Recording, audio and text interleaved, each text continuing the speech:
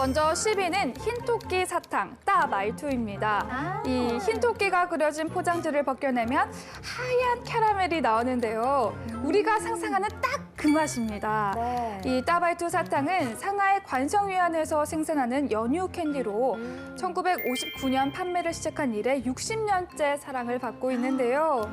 이 신중국 제1호 사탕이자 중국인들의 국민 사탕으로 불리기도 합니다. 어떻게 유명해졌는고 하니 이 저월라이의 영향이 컸습니다. 중국이 미국과의 수교를 준비할 당시인 1972년 미국의 닉슨 대통령이 중국을 방문했을 때 당시 저월라이가 이 사탕을 선물하면서 국제적으로 유명해지기 시작했습니다. 이후 어린아이들을 위한 선물로 참 많이 사용되었고 지인들을 위한 기념품으로도 많이 쓰여왔는데요. 이 아이들 주려고 사왔다가도 어른들이 먼저 반하게 되는 그만 바로 흰토끼 사탕이었습니다. 많이 들어본 것 같아요. 네. 맞아, 육아 맛 아닌가요, 오. 육아? 9위는 물고기 위입니다. 중국에서 물고기는 예로부터 축복과 경사, 다산과 다복, 풍년과 풍요, 희망과 행운의 상징으로 여겨졌는데요. 이유인즉 해음 현상 때문입니다. 이 물고기의 중국어 발음과 여유 있다, 풍족하다의 중국어 발음이 같기 때문인데요. 이 때문에 중국인들의 잔치상에는 생선 요리가 빠지지 않습니다. 그렇죠. 커다란 생선 요리를 상 한가운데 놓고 여러 사람이 나눠 먹는 것을 즐기거나 또 경사가 있을 때 생선 요리를 풍족하게 만들어 나눠주기도 하는데요. 우리나라에서 고등어 했을 때 떠오르는 이미지랑은 참 많이 다르네요. 다르죠. 네. 8위는 담배, 쌍리엔입니다. 담배? 해외여행 시 기웃거리게 되는 면세점 중 항상 사람이 붐비는 곳 중 하나, 바로 담배를 판매하는 매장이죠. 네. 이 자신이 피우는 용도보다 남에게 권하고 선물하는 용도로 가격이 꽤 나가는 고가의 담배를 선호하기도 하는데요. 자신의 재산이나 사회적 위치를 나타내기 때문이라고 합니다. 금색이나 붉은색으로 곱게 치장한 중국 담배들, 선물용으로 인기 만점입니다. 7위는 건강보조식품입니다. 잉양즈인데요. 왜 부모님이나 손윗 사람들의 명절 선물로 건강보조식품 한 번쯤 다 구입해 보셨죠? 네, 중국에서도 마찬가지로 또 명절 때 건강보조식품 시장 규모는 엄청납니다. 이와 관련 가장 대표적인 제품이 바로 쥐런그룹의 나오 땡땡이라는 제품인데요. 이 제품 매출의 50% 이상이 춘절이나 중추절 등 연휴 기간에 발생할 정도로 인기라고 합니다. 중국에서 부모님 명절 선물로 건강보조식품이나 보건용품 열풍을 불러일으킨 대표적인 제품이라고 할 수 있죠. 게다가 광고 카피 하나로 중국인들의 마음까지 사로잡았다고 하니까요. 진정한 마케팅의 승자 아니겠습니까? 그러네요. 6위는 레드와인, 공포타오지어우입니다. 술과 붉은색을 사랑하는 중국인들, 이 두 가지 조건을 모두 충족시키는 선물이 바로 레드와인인데요. 중상류층의 중국인들이 가장 좋아하는 선물은 술, 그중에서도 레드와인은 받는 이에 대한 존귀함을 표현하는 선물로 사랑받고 있습니다. 하지만 중국인들이 아주 오래전부터 레드와인을 애용했던 것은 아닙니다. 약 20여 년 전 고기를 많이 섭취하는 성인들에게 레드와인이 건강상 좋다라는 연구 발표가 나온 직후부터 중국인들 사이에서 인기가 급증하게 된 케이스인데요. 레드와인을 마시면 고기를 더 먹을 수 있고 고기를 더 먹고 싶고 또 레드와인 마시고 또 고기 먹고 레드와인 마시고 고기 먹고 최고네요. 네, 상상만 해도 이 햄 뽑는 선물 아니겠습니까? 5위는 차, 차입니다. 중국 차는 수천 년 역사 동안 아주 다양한 모습과 또 그 형태로 이어져 내려오면서 중국인에게는 없어서는 안 될 생활 필수품이 되었습니다. 또 중국의 거리나 공원을 걷다 보면 보온병을 가지고 다니면서 차를 마시는 사람들을 아주 쉽게 접할 수 있습니다. 이렇게 생활 전반을 함께 하다 보니 자연스럽게 선물도 많이 하게 되었는데요. 이보다 더 실용적이고 유용한 선물은 없겠죠? 그러네요. 4위는 월병, 회빙입니다. 중국 명절의 대표적인 음식 하면 단연 월병이라는 대답이 나올 겁니다. 네. 월신이 중추절에 부드러운 달빛으로 변해 인간 세상에 복을 내린다고 믿는 중국인들은 달에 제사를 지내며 가족들과 함께 달처럼 둥글게 생긴 월병을 먹기 시작했다고 하는데요. 가족 친지들이나 지인들에게 월병을 선물하기도 하고요. 또 가족들과 함께 나눠 먹으면서 각자의 소원과 가족의 평안을 기원합니다. 이처럼 월병이 중국인의 상징이 되다 보니 해마다 일명 월병 전쟁이 일어나고 있다고 하는데요. 커피 월병, 버섯 월병, 햄 월병, 초콜릿 월병, 생선 월병까지 등장했다고 하고요. 100만 원이 호가하는 명품 월병이 등장하는 등 해를 거듭할수록 그 전쟁은 점점 치열해진다고 합니다. 3위는 백주, 바이지어우입니다. 네, 6위인 레드와인보다 높은 순위를 차지한 술은 백주. 중국에는 중국을 대표하는 다양한 백주가 존재하는데요. 그중에 1위는 마오타이. 맞아요. 마오타이주. 네, 이 마오타이주는요. 위스키, 코냑과 함께 세계 3대 증류주로 꼽힐 뿐만 아니라 영국 브랜드 파이낸스가 발표한 2016년 증류주 브랜드 가치 순위에서 세계 1위를 차지한 세계적인 술입니다. 때문에 중국인들이 가장 자랑스러워하는 술이기도 한데요. 이 때문에 중국에서는 백주가 명절 선물로 최고의 인기를 얻고 있습니다. 특히 마오타이주는 이 맛이 뛰어나고 또 가격이 비싸서 백주 중에서도 최고의 선물로 통합니다. 네, 드디어 중국인과 떼놓을 수 없는 품목들이 대거 등장을 했습니다. 보니까 5위에 차, 4위에 월병, 3위에 백주가 등장을 했는데 이 세 가지를 어떻게 보면은 중국인들의 상징품 이렇게 볼 수도 있지 않을까요? 전 좀 의아했던 게 전 백주가 그래도 1, 2위를 다투지 않을까 했는데 그렇죠. 3위밖에 없어서 좀 놀랬고요. 나머지 뭐 월병, 차 이런 것들은 이제 예상을 충분히 할 수 있었던 네. 품목이어서 정말 이 일상생활 중에서 이 중국 분들이 명절이나 기념일 때 많이 주고받는 선물이긴 했구나라는 생각이 들었습니다. 네. 네, 4위가 또 월병이었는데요. 중국에서는 그야말로 중추절 때마다 이 월병 전쟁이 일어나고 있다고 합니다. 특히 고급 호텔의 경우에는 한 해 월병 판매량이 호텔 수익성을 좌우할 만큼 큰 이윤을 남기는 품목이기 때문이라고 하네요. 네, 이에 따라서 그냥 평범한 월병보다는 고급 월병 전쟁으로 번지고 있다는데 이게 사실인가요? 네, 중추절 월병 시장은 정말 그 월병 전쟁이라는 말, 월병 워, 전쟁이라는 네, 말이 정말 딱 들어맞는 표현인데요.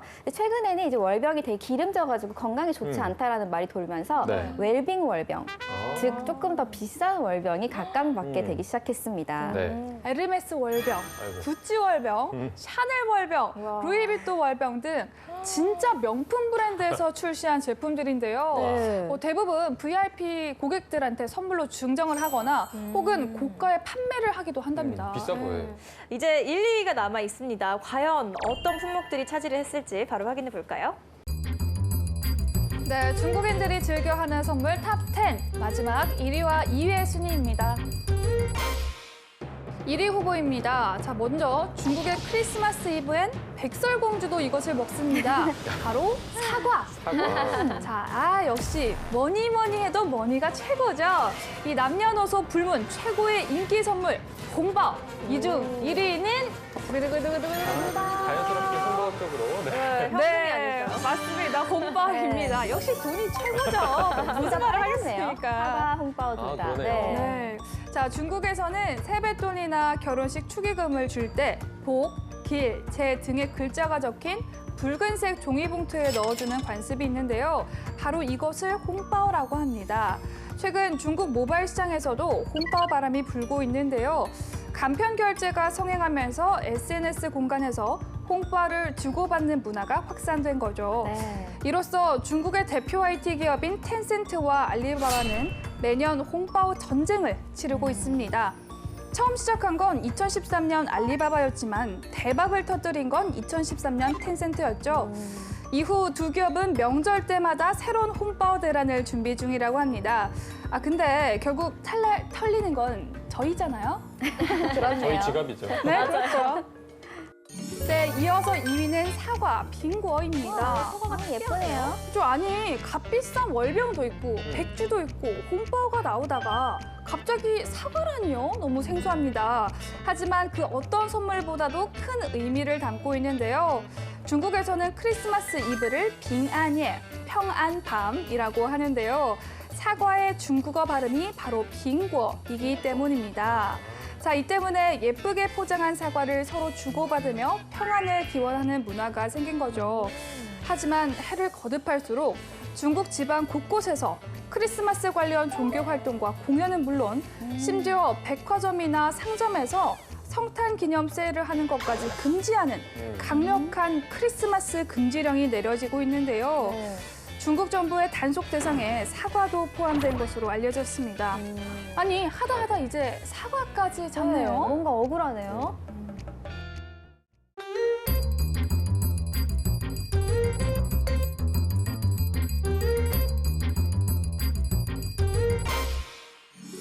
시비는 그림자극 비잉시입니다. 동물 가죽이나 판지로 만든 인형에 빛을 비추어 생긴 그림자로 진행하는 중국 전통 연극으로 단순히 손으로 인형만 움직이는 게 아니라 연주와 노래가 어우러지는 공연입니다.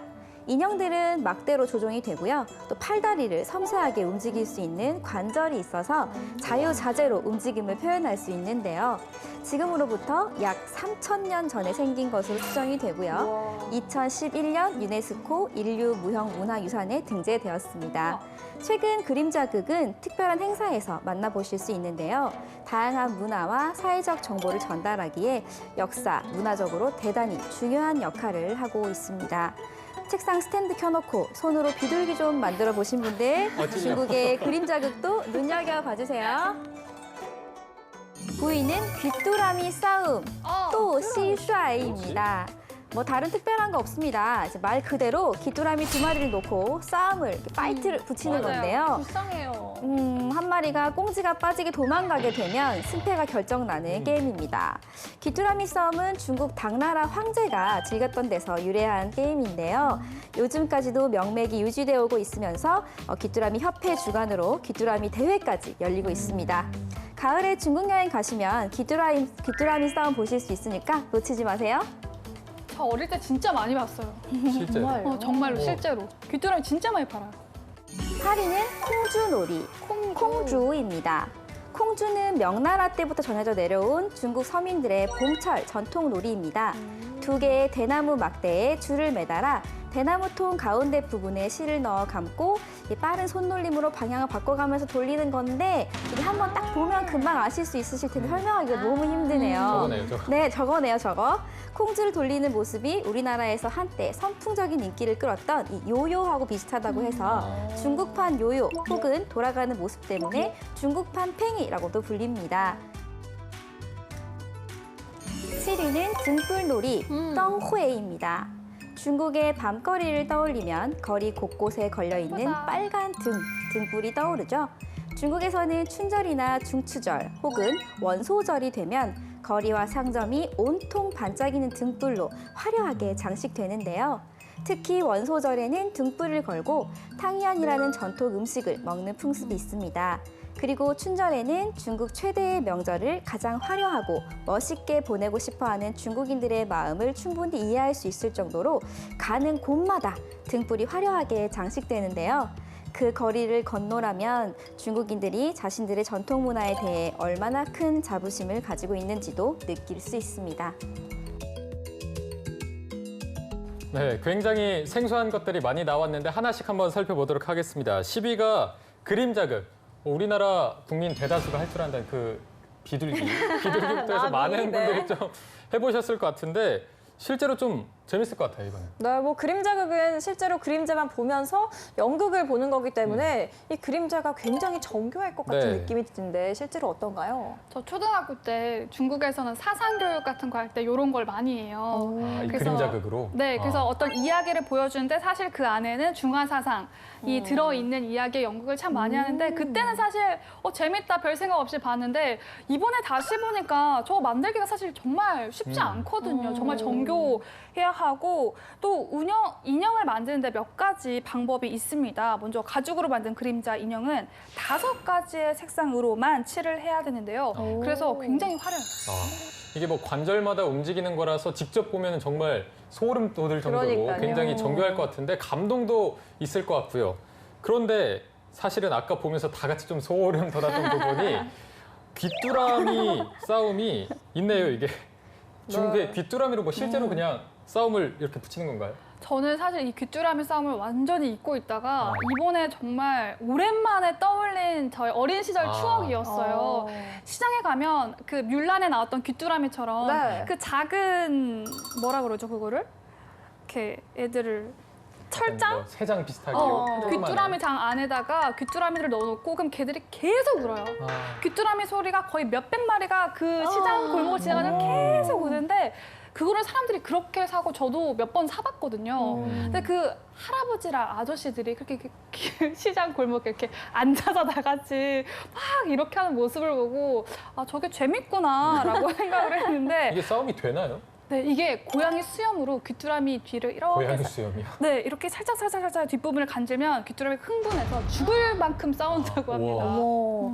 아니 그런데 이게 대충 그냥 귀뚜라미 두 마리를 가둬놓고 싸워라, 이겨라 이런 싸움이 아닌 것 같아요. 네. 왜냐면 이 귀뚜라미들도 저울로 중량까지 재서 체급별로 또 경기를 진행한다고 하더라고요. 네, 또 보니까 귀뚜라미 싸움용 귀뚜라미를 또 따로 사육하는 곳도 있다고 합니다. 슈퍼 귀뚜라미로 만들기 위해서 특별히 제조된 먹이를 먹이거나 호르몬까지 먹이면서 이 체급을 조절한다고 합니다. 중국의 한 귀뚜라미 전문 블로거분의 글을 찾아보고 왔는데요. 2018년 기준으로 한 마리에 25위안에 30위안이 가장 일반적인 가격이라고 하고요. 근데 이제 혈통이 좋은 명문 귀뚜라미 같은 경우에는 250위안에서 1000위안까지도 나간다고 합니다. 비싸다. 그러면 우리 돈을 하면 한 20만 원을 호가하는 거죠. 그리고 경기용 귀뚜라미는 더 비싸고요. 전적이 우수한 귀뚜라미, 어머. 그러니까 이제 승이 많은 그런 귀뚜라미들은 또 몸값이 더 천정부지로 올라간다고 하네요. 네. 아니 이걸 좀 잘 지켜내면 역사적으로 의미 있는 그런 전통 놀이가 될 것 같은데 더는 사행성으로 물들지 않았으면 좋겠습니다. 네. 이어서 알아볼까요? 8위는 콩주 놀이였습니다. 이게 실제로 중국에서 콩주가 많이 알려진 놀인가요? 저희 앞집에 살던 양양이가 이걸 참 잘했던 기억이 나요. 양양이요? 양양이. 디테일하네요. 고양이를 그렇게 부르는 건가요? 사람이에요. 양양이. 양양. 네, 양양이가 알겠습니다. 이걸 그렇게 잘해서 저한테 가르쳐줬던 기억이 나는데요. 사실 저는 요요를 하기 전에 이걸 했던 것 같아요. 그러니까 어린 친구들이 그냥 집에서 가지고 놀던 놀이 정도였는데 이게 민속놀이인 줄은 오늘 처음 알았네요. 어렵지는 않나요? 네, 되게 쉬워요. 갖고 놀고 막 왜 저희도 막 뭐 삼각형 만들어서 왔다 갔다 하는 네. 막 기술 있잖아요. 그런 거 똑같이 해서 요요랑 똑같습니다. 네. 개인적으로는 아직까지는 그 귀뚜라미 싸움이 넘사벽급으로 네. 충격인 것 같습니다. 과연 더 좀 재미난 행사들이 등장할지 한번 순위 바로 알아보도록 하겠습니다. 네, 대륙의 전통놀이 탑10 6위에서부터 3위까지의 순위입니다. 6위는 달맞이, 쌍유입니다. 자, 중국의 중추절에는 가족들과 함께 달 구경을 하는 풍습이 있는데요. 크게 두 가지 방법이 있습니다. 하나는 달에 제사를 지내는 것이고 또 다른 하나는 달을 감상하면서 소원을 비는 건데요. 이 달의 신에게 제사를 지내던 고대 풍습에서 유래된 것이라고 합니다. 제사상에는 향초를 피우고 갖가지 음식을 놓는데 가족과 단합, 화합을 상징하는 월병은 꼭 빠뜨리지 않고 놓습니다.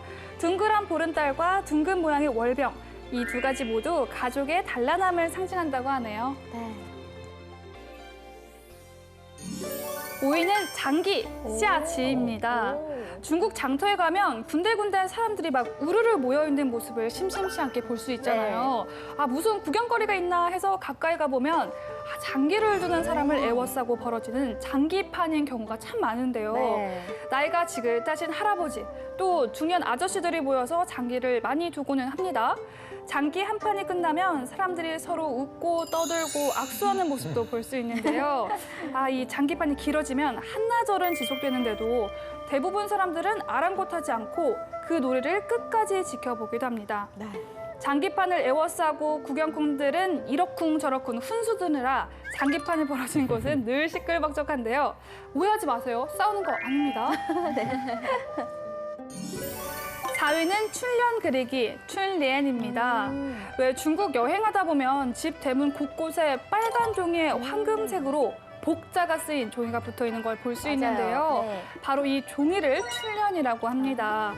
춘련은 미리 준비를 해놨다가 춘절을 앞둔 하루 전이나 이틀 전에 붙여 놓습니다. 그런데 이상한 건 하나같이 다 거꾸로 매달려 있다는 거예요. 이유인즉 출연에는 가족들의 염원과 소망을 담아 문구를 적는데 가장 많이 사랑받는 글자가 바로 후.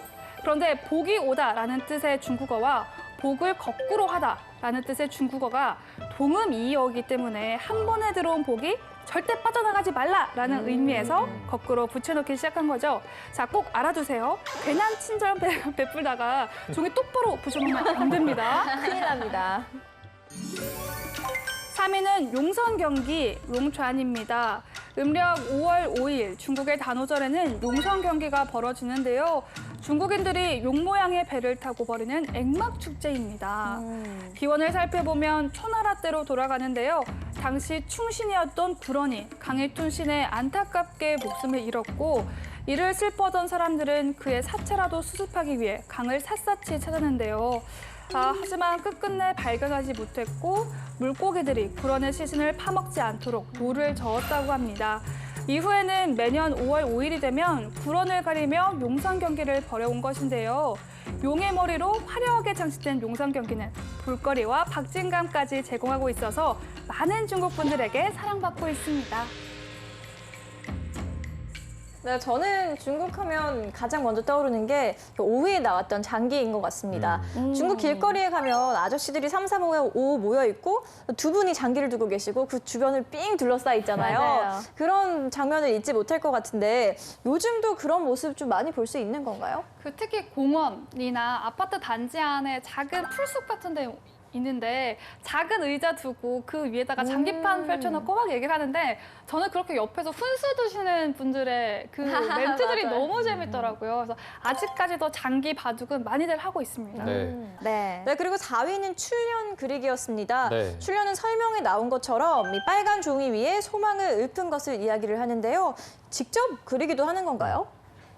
집에 할아버지가 계시다면 직접 그리겠지만 그렇지 않고선 보통 아파트에서 붙이는 경우는 뭐 마트나 뭐 네. 문구점에서 많이 사서 붙이기 때문에 요즘에는 좀 간편하게 많이 붙이죠. 네. 여기서 이 춘절이라고 하면 중국 최대 명절로 음력 1월 1일을 말하는데요.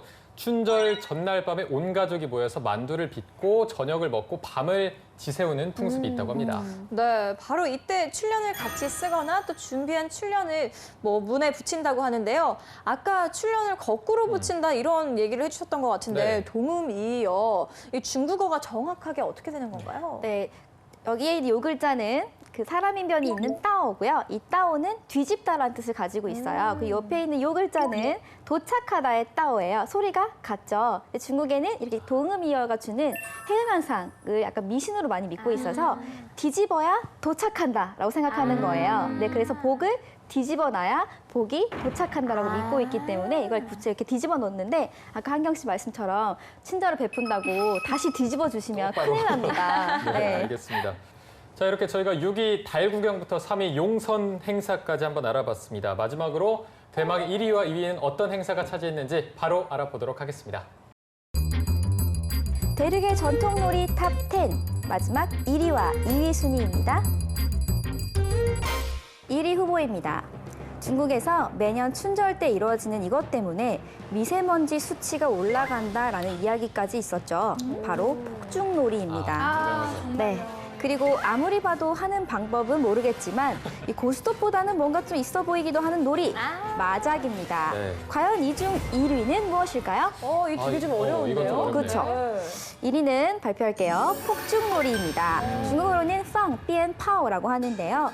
중국에서는 설날 금은 밤에 폭죽놀이가 중국 전역에서 대대적으로 행해지는데요. 폭죽으로 굉음을 내어 잡기를 쫓는다는 의미의 이 풍습은 한 해의 첫 달인 정월을 잘 보내야 1년 12달을 풍요롭게 잘 보낼 수 있다는 주술적인 의미를 담고 있습니다. 뿐만 아니라 결혼식, 건물의 낙성식, 상점의 개업식, 심지어는 대학 진학이나 회사에서의 승진, 또 축구 경기에서의 승리 등 경사로운 일이 있으면 어디에서나 습관적으로 폭죽을 터뜨리는 장면이 연출이 되는데요. 이게 너무 과했던 탓일까요? 폭죽은 축하 분위기를 고취시킨다는 긍정적인 기능 이외에 환경오염과 또 인명피해라는 부작용을 낳았습니다. 2위는 마작입니다. 나마장. 가장 중국 느낌이 물씬 나는 전통놀이가 아닐까 생각되는데요. 마작은 명나라 때 기원된 것으로 추측되는 중국의 실내 오락 중 하나로 중국판 보드게임이라고 할 수 있습니다. 보통은 4사람이 136개의 패를 가지고 여러 모양으로 짝을 맞춰 승패를 가리는데요. 규칙이나 방법이 매우 복잡하며 적절한 기술과 운도 따라줘야 승리를 거머쥘 수 있는 버라이어티한 게임입니다. 우리 언제 다 같이 딱 4명이니까 모여서 마작 한 판 하는 것으로 콜! 네, 1위는 폭죽놀이, 2위는 마작이 꼽혔습니다. 네. 중국인들이 폭죽을 참 좋아하죠. 네, 정말 좋아요. 뭐 춘절, 결혼식, 개업식, 아무튼 축하할 모든 일에 다 폭죽을 터뜨리는데요. 아 근데 이 춘절에 밤낮으로 폭죽을 터뜨려서 집 앞을 지나가다 보면 그 잔해들이 수북히 쌓여 있어요. 맞아요. 사실 우리나라에서도 뭐 월미도나 해운대 같은 바닷가에 가면 기분 좋게 폭죽을 이렇게 막 터뜨리지만 우리는 사실 피웅 피웅 뭐 이 정도로 기쁘게 하는 건데 중국의 이 폭죽은 정말 빵빵빵빵 무슨 전쟁터 같아요. 이렇게 총성같이 들리거든요. 그래서 중국인들이 이제 이게 악귀를 쫓는다라는 이제 그런 미신, 그들의 전통 그런 어떤 사상 때문에 아직까지는 나라에서 하지 마라 하는데도 말을 잘 듣지 않고 있지만 앞으로도 계속 규제가 조금 더 엄격해지면 차츰 자리를 잡지 않을까 기대해 봅니다. 네.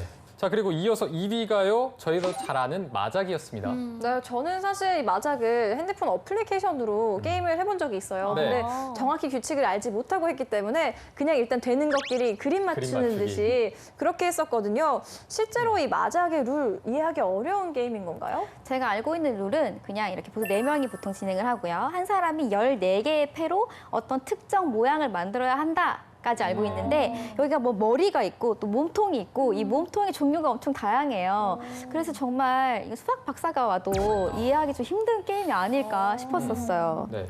마작 이렇게 하니까 뭔가 위험한 느낌? 도박하는 그런 느낌? 그 이름 뜻이 뭐죠? 실제로 그렇게 사행성으로 가는 경우도 있지만 그래도 민속 놀이로서 풍습으로 많이들 하고 있는데요. 패를 섞을 때 소리가 마치 대나무 숲에서 참새떼가 제잘거리는 소리를 닮았다라고 해서 마작이라고 이름을 지었습니다. 네. 네, 예상 외로 굉장히 귀여운 뜻이 네. 담겨 있는 그런 마작이었는데요. 이렇게 마작까지 오늘은 중국의 전통놀이에 대해 차트를 완성해 봤습니다. 뭐 최신 문화에 밀려서 점점 없어지고 있는 놀이들도 있지만 그래도 중국인들이 꽤 잘 보존하고 있다 이런 생각이 드네요. 네. 이렇게 또 중국의 민속놀이에 대해서 알아보니까 우리가 예전에 많이 하던 뭐 연날리기나 네. 팽이 돌리기 이런 게 조금 그리워지기도 네. 하는데 내년 새해는 저희가 다 같이 한번 팽이라도 함께 돌리는 좋습니다. 걸로 해보도록 네. 하겠습니다. 자, 오늘의 차트는 여기까지고요. 지금까지 차트로 보는 중국이었습니다.